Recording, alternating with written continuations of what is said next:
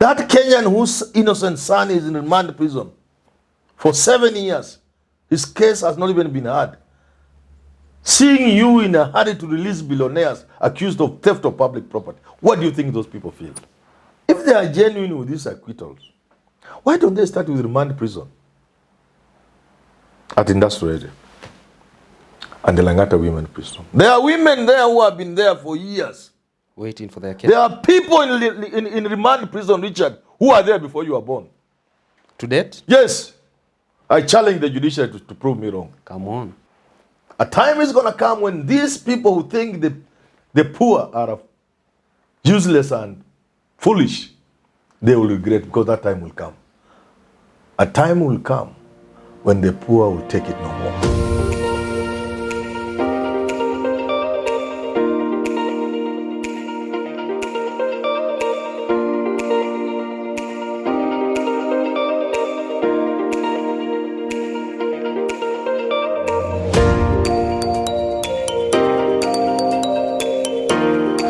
In the recent few days, we've seen so many acquittals coming from the government.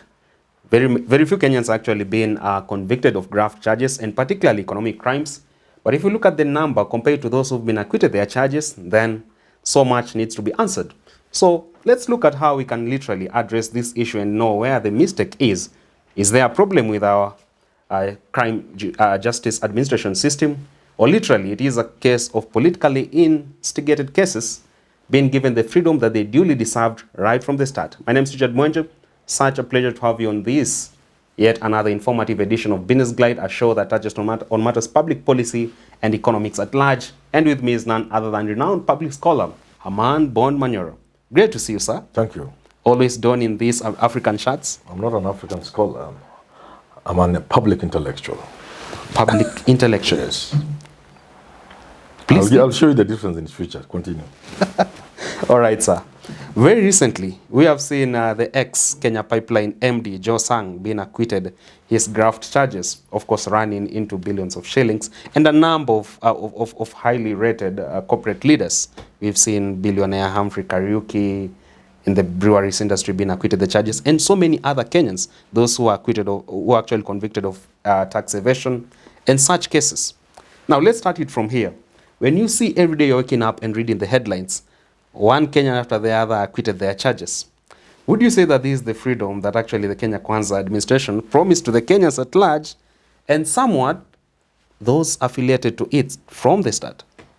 Yeah, when you've been in prison like me or whatever, you know the meaning of freedom. So if people are being released or freed of their charges, others leaving jail, then freedom must come. Freedom must come? But then again, make me understand. There are those Kenyans who feel that once you're affiliated with the ruling party, then for you freedom will always come, regardless of whether you really committed those crimes or not. For a struggling Kenya that is still striking with its economy 59 years later after independence, do you think that should be the way to go? That one's affiliation to a party should dictate whether he'll go to jail or not? You know, politics is about power. I want Kenyans to understand this thing. When you elect somebody president, you must know you are giving men enormous powers. Huge powers. We've seen even Trump was trying to actually use his power, even to pardon his friends before he left office. The president has the power of mercy. You can be sentenced to death and he said, no, get out, go home, go back to your wife. He has such a powers. Legal powers, constitutional powers, and you have not talked of extra constitutional powers. So, presidents always do that. Kings have always done that throughout history. So it's nothing new. And therefore, Kenyans must know when you are electing a leader, you have to know that you are giving somebody a lot of powers, which you can use to mess your country, to mess your lives, and to destroy the lives of your children. We have to tell Kenyans. So, don't just play with your vote. But once somebody has those powers, he will use them the way he thinks fit. Are you trying to say that there is an ounce of truth? No, I'm getting there. You see, as to whether people who are affiliated to William Ruto, that's what you are saying, are being freed, is another story. Let's deal with the public perception. The public perception is that, yes, indeed, those people, irrespective of how grave their crimes Economic were. crimes were. Irrespective of how many billions of public funds they looted, so long as they are associated with Ruto, they are being freed. That is public perception. Now, is there reality into it? I cannot say for a fact I know. What do I know? I'm worried with the speed at which it is happening. Number one. Number two, I'm also concerned with not just the speed at which it is happening, the pattern. So patterns are very important. Yeah. Just talk to an engineer. You know, sometimes we hide in some corner of our disciplines without benefiting from other disciplines. An engineer will tell you about patterns in things. And most scientists will tell you that. The pattern that emerges is one of certain individuals closely allied to the Kenya Kwanza administration benefiting from these speedy acquittals. So that's of concern, actually worrying. Now, whether all these things put together mean the president has captured the judiciary is another story. Again, from public perception and from politicians like Raila Odinga, the president has captured the judiciary. That's Raila Odinga and the opposition and the public perception. Whether that's a reality is another story. It remains to be seen. Yeah. All right.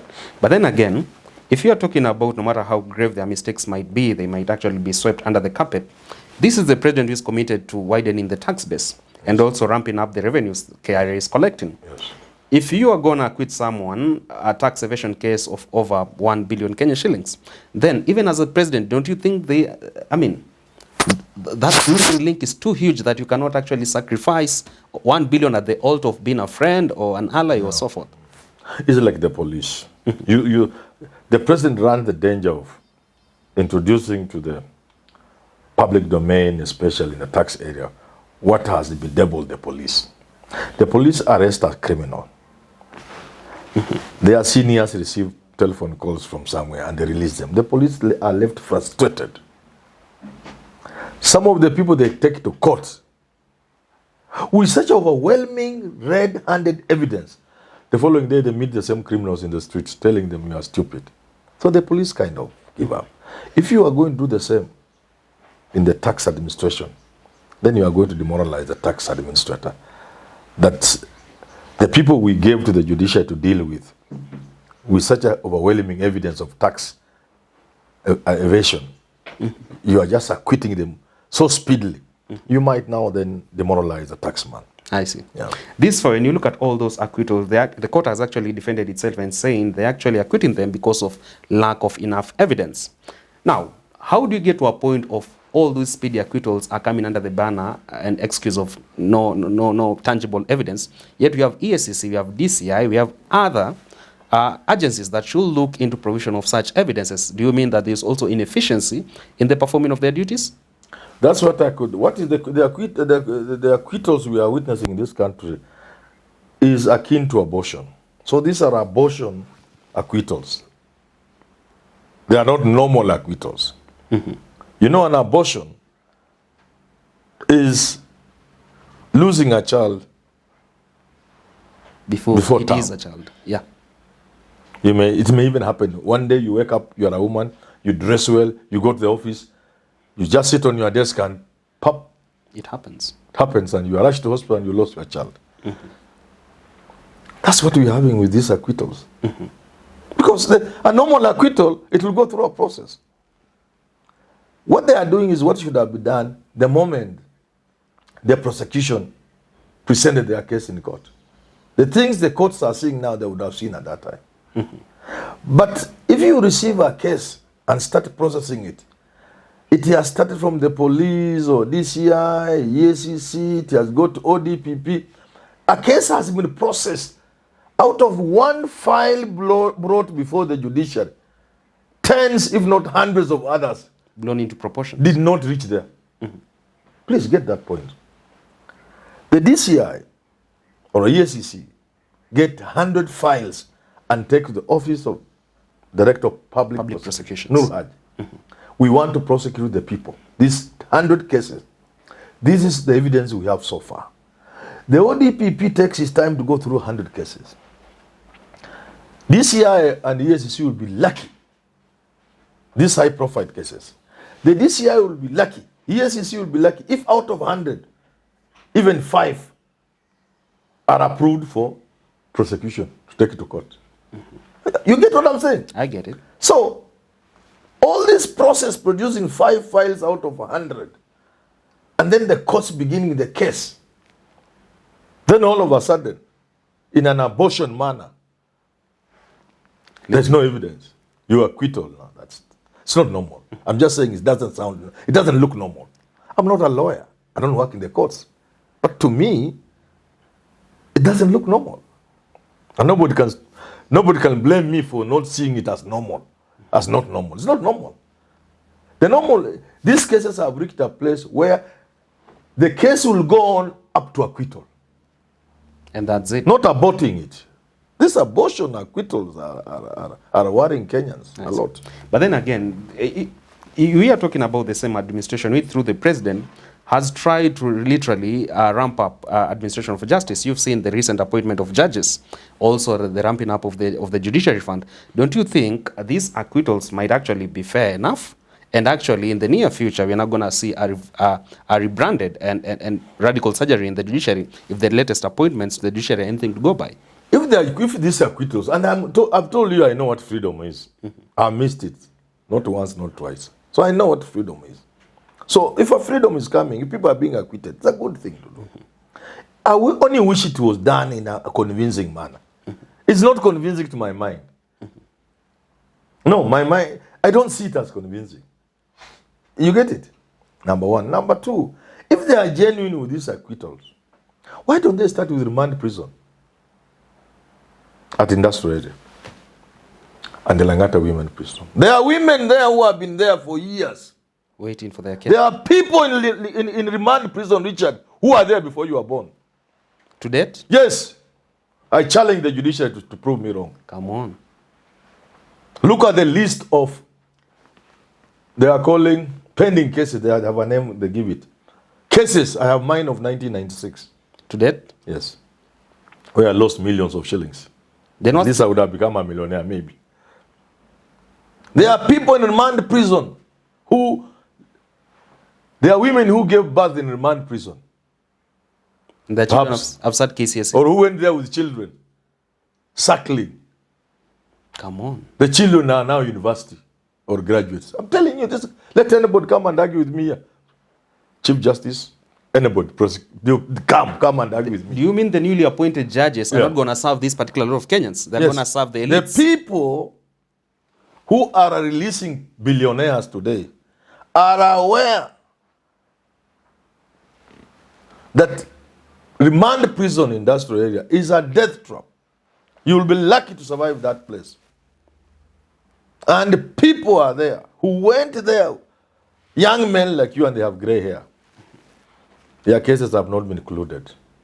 There are appeal cases, murder cases, robbery with violence cases that have been there, Richard, before you were born. Are you saying jail yes, in Kenya go and find do research. Are you saying jail is for the poor in Kenya? Of course. At least wangefanya kidogo kufunika sisi macho. Waharakishe. There's a name they give those cases. I don't know. There's a name. They are not pending. There are cases that have been there. They were in thousands. Maraga tried to reduce them, classify them, blah, blah, blah, blah. But even by their own presentation, there are thousands of cases that are pending, that have been there for ages. There are people in remand prison. What does somebody who has been in remand prison waiting for his case to be included for 10 years, what does he feel? That Kenyan whose innocent son is in remand prison for 7 years, his case has not even been heard.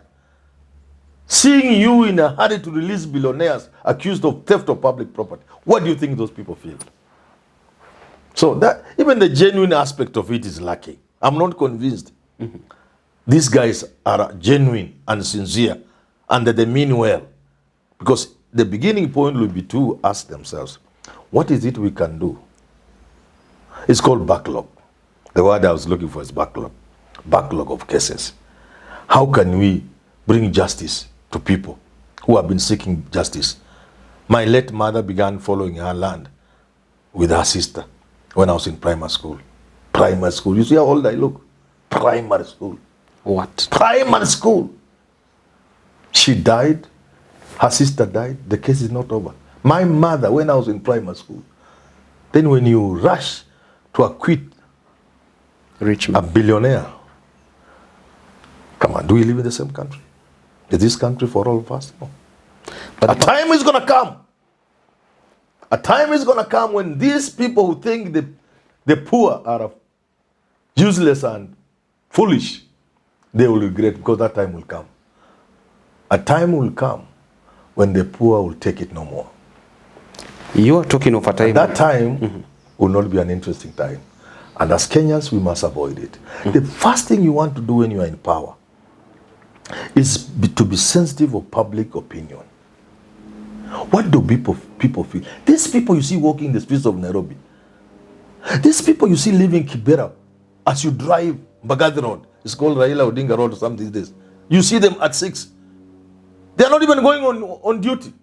Wanaenda kubadilisha industry to see. They are just trying their luck. They are not even going to work, most of them. Wanajaribu kubahatisha. The people you see, you drive by, hit water, ponds of water and inawaangukia kwa barabara at 6 in the morning. Those people can be very dangerous. You mean they don't come to the national celebration because they love you? They are there to look for hope, and you're not giving it to them? I'm not saying they are going to national celebration. Going to industrial area, my friend, kutafuta kazi. And they are going on foot. They come back in the evening on foot. Perhaps they have gotten nothing. Perhaps they amepata kibarua ya shilingi 100. Sukuma hii kata ni box hapa na pale, sukuma pale 50 bob. Kwa muhindi. They are watching you. And they love you. But don't push them beyond certain limits. These people, once you push them beyond a certain limit, history has shown us they are not very good people to deal with. You've actually expressed so much confidence in that these people, the revolution will be led by Raila Odinga and these Kenyans who are considered poor. Yes. The same Raila Odinga is at the forefront of asking for the acquittal of John Waluke, also another elite. Yes. Don't you think it's double speak from a person? That's why I say these people, our politicians, don't seek advice. If I were Raila Odinga, I would not ask that the government does the wrong thing it is doing by asking for Waluke to be populist. What I will do, I will cost a strong legal team led by Orengo or some other person to seek to help Waluke, to seek justice in a legal way. But to say, because you are acquitting others, also acquit Waluke. It is cheap. coming from Raila, that is not good. All right. I get very disappointed. But why? Our politicians don't seek advice. They think you can operate in the political space without advice. You must have people who can tell you directly that this is wrong. Don't go in that direction. Even the president? Yeah, even if you are the president. If you don't have people who can tell you, look at what was happening in America, where Trump almost got America. I love Trump myself, but look at where he almost got there. Acting solo, like a bull in a china shop. Come on. Let's wind up here, sir. You are a teacher. Are you saying corruption in Kenya pays more than education if all this is to be looked at from that optic? Corruption never pays. Crime has never paid anywhere. Nothing. It doesn't pay. So I'm using the wrong English. I can forgive you. I know you don't know English. You're saying corruption pays more than education. Corruption doesn't pay. And you cannot compare corruption with education. Those are two different things. You can't have them in the same sentence. Uhalifu haulipi. Even if you get the billions you get from stealing public sources, it doesn't pay, because at some moment in your life, it will begin to eat you. Just someday. Even if you are not jailed, the conscience alone. And after you die, you go with nothing, not even 1 shilling of the billions you stole. If cops were to have a feeling, you'll be feeling so bad.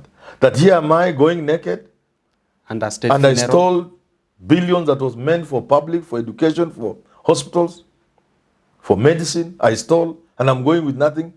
Even as a cops, you'll be feeling. But worse is awaiting you. Before you get to St. Peter's Gate, there'll be worse waiting for you. You know what? As people kanyaga hizo billions uliwacha. If you are a woman who had made billions, your husband is all over the world with young girls now. If you are a man who dies, you are a 60-year-old woman looks like a 30-year-old girl after you have died, caressing the billions with young men. And Arudi So why were you stealing them? Why do you steal money? So, corruption can never pay. All right, in the interest of time, our fan of the week is none other than Ivy Juma. Actually, right now in Daystar University. Ivy Juma.